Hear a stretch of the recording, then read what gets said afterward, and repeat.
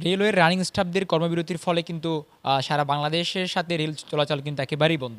আমরা সকালে চট্টগ্রাম রেল স্টেশনের সামনে দেখেছি যে সাধারণ যে সকল যাত্রী রয়েছেন সেই যাত্রীদের একটি ভিড় ছিল এবং তাদের মধ্যে কিন্তু একটি ক্ষোভ কাজ করেছে।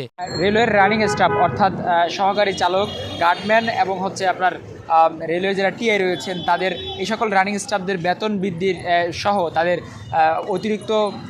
অতিরিক্ত ভাতা এবং হচ্ছে পেনশনের এককালীন টাকা সহ তারা বিভিন্ন বিষয়ে দাবি নিয়ে গত 27 জানুয়ারি চট্টগ্রামের যে আপনার পুরাতন রেল স্টেশনে একটি সংবাদ সম্মেলন করেছিল এবং এই সংবাদ সম্মেলনের পরপরই তারা কর্মবিরতির হুঁশিয়ারি দিয়েছিল এবং আজ থেকে অর্থাৎ আজ 28 জানুয়ারি থেকে কিন্তু আপনার এই কর্মবিরতি পালিত হচ্ছে এবং এর প্রেক্ষিতে আমরা যেমনটা দেখেছি যে চট্টগ্রাম সহ সারা বাংলাদেশের কিন্তু রেল যোগাযোগ কিন্তু একেবারেই বন্ধ এবং সকাল থেকে চট্টগ্রামের রেল স্টেশনের সামনে আমরা দেখেছি যাত্রীদের উপচে পড়া একটা ভিড় ছিল এবং সাধারণ যে সকল যাত্রী ছিল তাদের মধ্যে একটি ক্ষোভ ছিল যে তারা বিভিন্ন জায়গায় তাদের যে গন্তব্যস্থল সেখানে তারা পৌঁছাতে পারছেন না।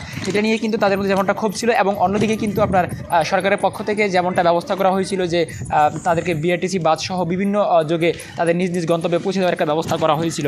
এছাড়াও যারা আপনার টিকিট ফেরত চায় তাদেরকে আপনার রিফান্ডের ব্যবস্থা করা হয়েছিল, কিন্তু তারপরও যাত্রীদের মধ্যে একটি ক্ষোভ কিন্তু আপনার কাজ করে যেমনটা আমরা দেখতে পেয়েছি। এটা তো হচ্ছে এই ট্রেন অফ হওয়াতে আমাদের অনেক ভোগান্তিতে পড়তে হয়েছে। আমরা হচ্ছে কক্সবাজার থেকে আসছি, আমরা 10 দিন আগে টিকিট কাটছি, তো হুট করে যখন শুনলাম ট্রেন অফ, এখন যাইতে হবে ভৈরব, তো কীভাবে যাইবো, অনেক দখল গেছে উপর দিয়ে, অনেক বাসে আসলাম, অনেক কষ্ট করে আসছি, ভাবছি ট্রেন দিয়ে আরামসে চলে যাব, কিন্তু এখানে আইসা দেখি ট্রেন অফ। বিকল্প পদ্ধতি হিসেবে তো যাতায়াতের সুবিধার্থে বাস দিয়েছেন এবং না গেলে তো টিকিটের টাকা ফেরত দিচ্ছেন। হ্যাঁ, টিকিটের টাকা ফেরত দিচ্ছে, কিন্তু আমাদের ভোগান্তি তো কমছে না। টিকিটের টাকা দিয়ে কি সব হয়? ভোগান্তি তো কমতেছে না। তো এই ভোগান্তি থেকে আমরা বেরিয়ে আসতে চাই যে সরকার পরিবর্তন হয়েছে এবং আমাদের সব কিছু সিস্টেমে পরিবর্তন করতে চাই এবং যে আসবে সে এসে আন্দোলন করবে, এটা তো হবে না। এই সিস্টেমটা চেঞ্জ করতে হবে। এই সিস্টেমটা যতক্ষণ না পর্যন্ত চেঞ্জ হবে ততক্ষণ দেশের কোনো উন্নতি আসবে না আশা করি। বুঝতে